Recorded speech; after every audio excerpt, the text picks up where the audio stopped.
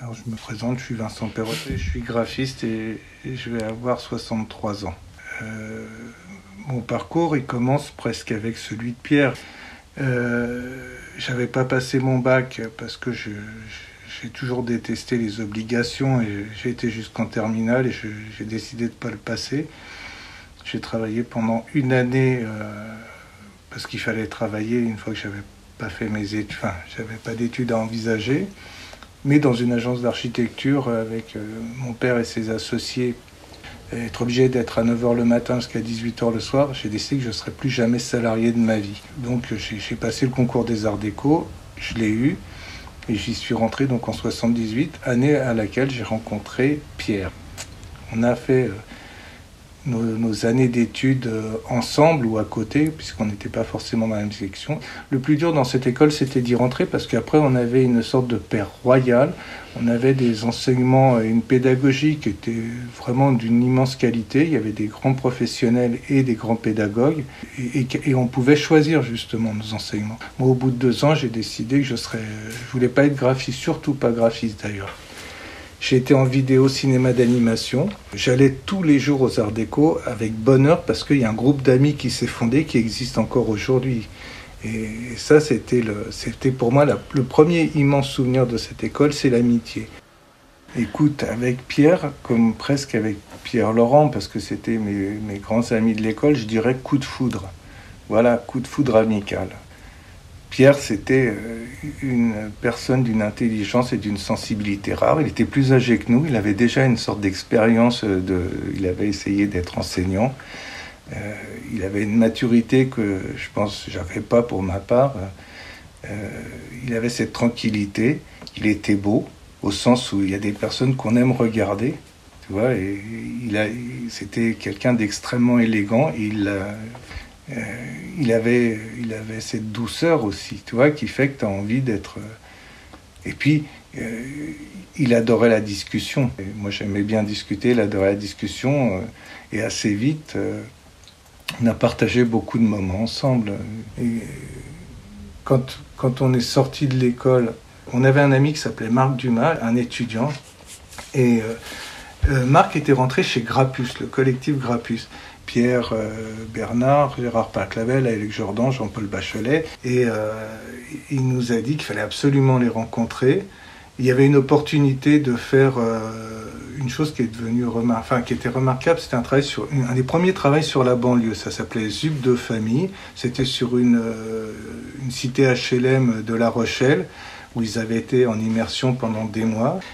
J'étais pas graphiste, mais pour ce qu'il y avait à faire dans cette expérience avec Grappus, c'était pas compliqué. Ça s'est bien passé et on nous a appelés pour faire une exposition. Alors, c'était une expo scientifique, de vulgarisation sur l'espace et le cosmos. Et on a produit cette expo complètement à 3, en fin de compte. Les autres s'en foutaient un peu. C'est l'époque où il y avait pas mal de boulot à Grappus. C'était dans un hall d'exposition, qui était à la mairie de Montreuil. Il y avait... 800 mètres carrés en tout. Notre expo, elle en faisait à peu près 4 à 500. On était dans les locaux au-dessus, qui étaient des locaux commerciaux. Mais pendant 6 mois, c'était un boulot, on l'a mené de A à Z. On devait rencontrer les gens avec qui on bossait. Et donc, on était au courant des coûts, on faisait faire des devis, tous ces trucs-là. Quelquefois, pendant cette expo, on allait là-bas, on amenait l'avancée du projet. Et puis hop, on retournait derrière et on a eu une immense liberté. Quand il s'agit de faire des images et qu'on n'était peut-être pas assez de 3 pour faire un certain nombre d'images, des gens du collectif s'y sont mis eux aussi, comme ça se faisait souvent. Ils se répartissaient le travail et ensuite, tous les boulots étaient discutés pour les améliorer. L'expérience Grappus, ça nous a fondé avec Pierre et Pierre Laurent, parce qu'on avait là des personnes qui étaient des maîtres, c'était des grands dialecticiens. Et un dialecticien, c'est super parce que c'est quelqu'un, il prend le langage, il a assez de vocabulaire et de connaissances générales pour t'emmener dans des tas d'endroits que tu ne soupçonnes pas. Et on a aussi appris ça avec eux d'ailleurs. On a fait Espace Cosmos, on est ressorti, on a fait notre groupe là de façon plus... Là, on a vraiment commencé à signer TF Perrottet Milleville. On était dans une petite imprimerie rue Bourret, Et on était comme des rois, même si les peintures s'écaillaient, on avait chacun notre bureau. Pierre, c'était le premier, Pierre-Laurent, c'était le deuxième. Et moi, j'avais récupéré la pièce du fond qui était la plus isolée parce que je m'étais fait virer par Laurence.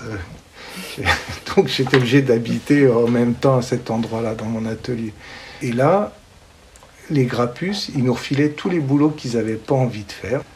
Et aussi, on avait un petit réseau, mine de rien, parce que ce que font les jeunes graphistes, ils vont voir les jeunes dans les associations, des gens qui ont leur âge, des jeunes metteurs en scène ou des choses comme ça. Et à l'époque où il y avait beaucoup moins de graphistes, et beaucoup moins de graphistes connus d'ailleurs.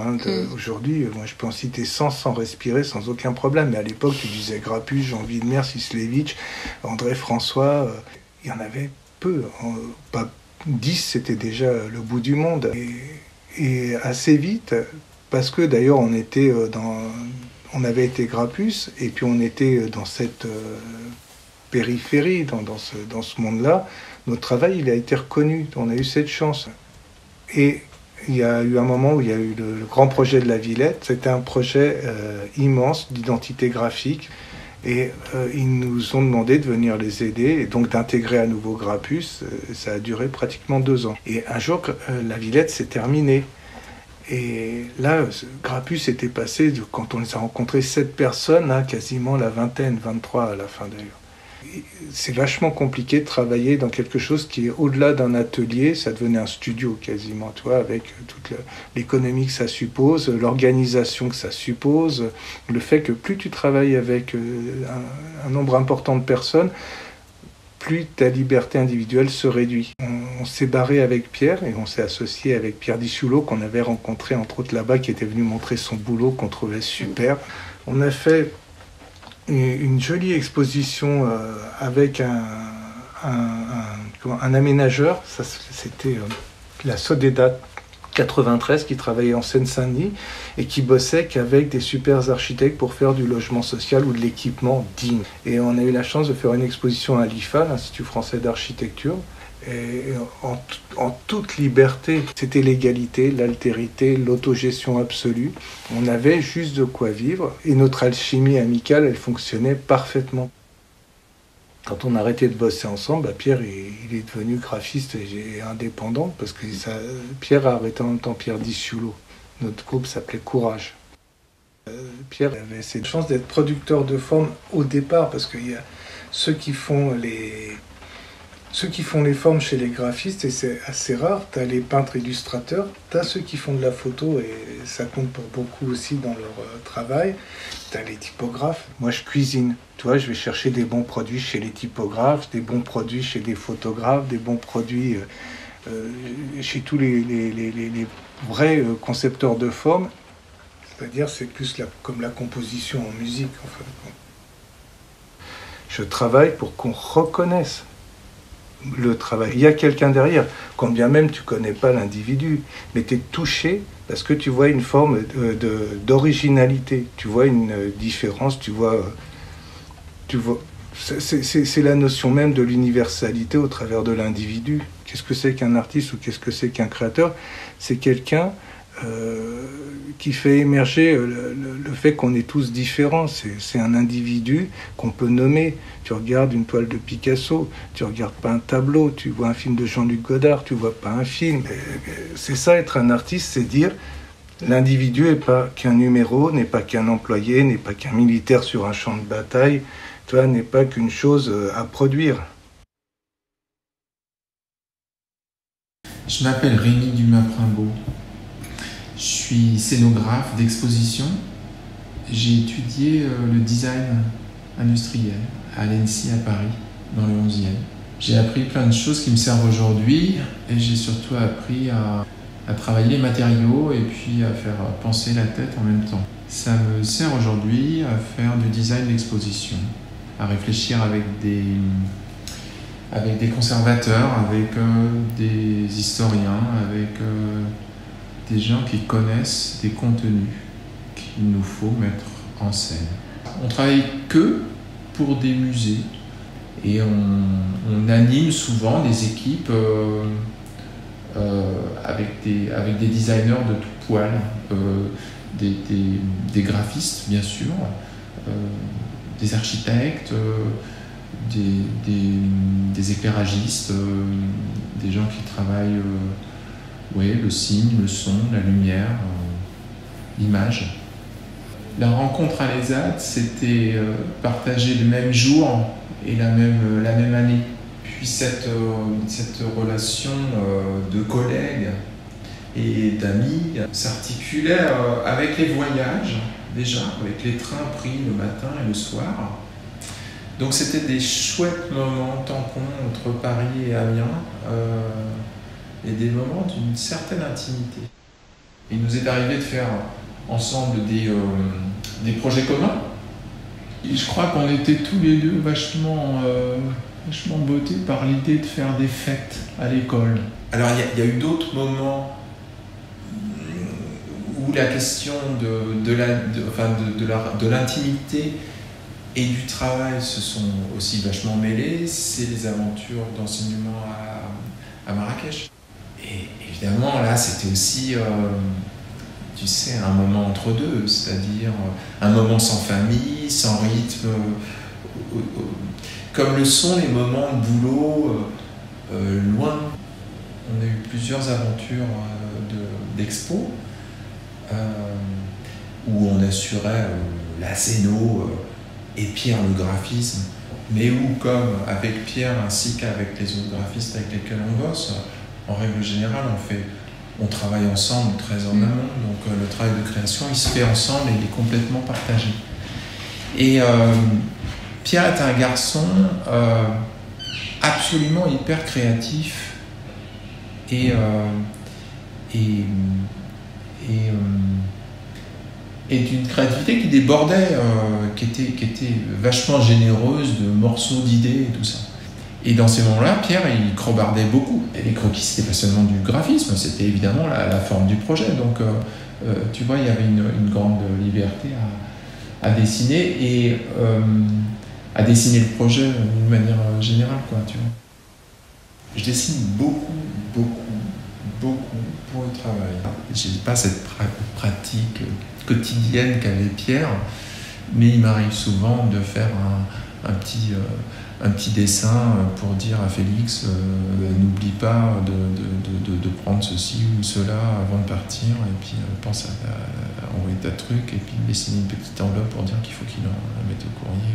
Voilà, donc ce mode de communication de transmission, c'est quelque chose qui me parle. Il y a une poésie du quotidien qui est...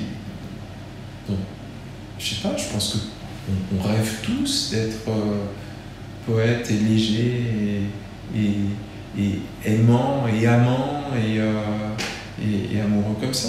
Enfin, tu vois, c'est une grande leçon je trouve que...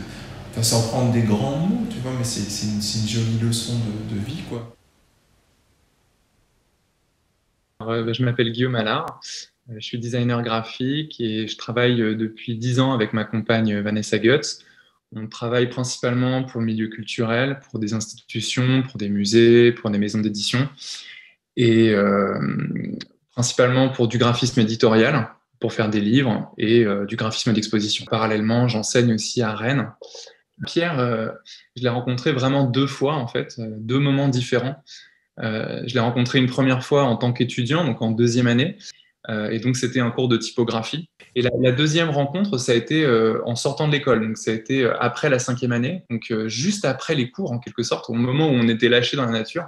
Il nous a appelés pour le seconder sur des projets de graphisme d'expo. En fait, il nous a fait passer d'étudiants à graphistes, vraiment, quoi.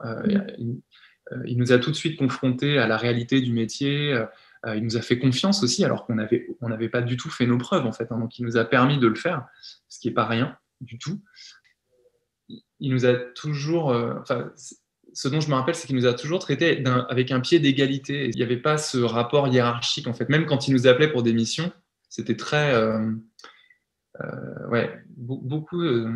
beaucoup de dialogues, beaucoup de concertations.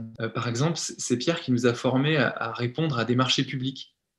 Et ça a l'air de rien, mais c'est d'une complexité sans nom et c'est quelque chose. On n'était plus étudiants, on était on était ses anciens étudiants, mais en fait, il a continué. Il y a cette sorte de continuité, de rôle, en fait. Il a continué de nous apprendre des choses sans arrêt, en fait.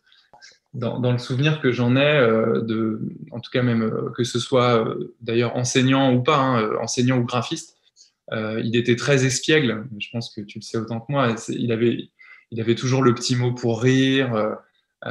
Il était toujours en train de faire des jeux de mots, même en réunion hyper sérieuse avec des clients. Il était toujours en train de faire des petits dessins humoristiques. Enfin voilà, c'était quelqu'un qui détendait toujours l'atmosphère. C'était très agréable de travailler avec lui. En fait, je fais bizarrement assez peu de distinction entre le prof et le graphiste. Je pense que même personnellement, moi, je me sens aussi graphiste-prof. En fait, c'est dur de faire la déconnexion, quoi. Mais en tant que prof, il avait toujours cette volonté de transmettre énormément et toujours dans la bonne humeur. Enfin, vraiment, c'était la bienveillance, en fait. Vraiment la bienveillance. Nous, les étudiants, on les a sur plusieurs années. Donc, il y en a que j'ai en première année, deuxième année, troisième année, cinquième année, et ça continue comme ça. Donc oui, il y a des étudiants, il y a plusieurs étudiants avec qui je passe beaucoup de temps au téléphone. On essaie de leur donner des petites missions quand on peut. Enfin voilà, on essaie de reproduire un peu ça.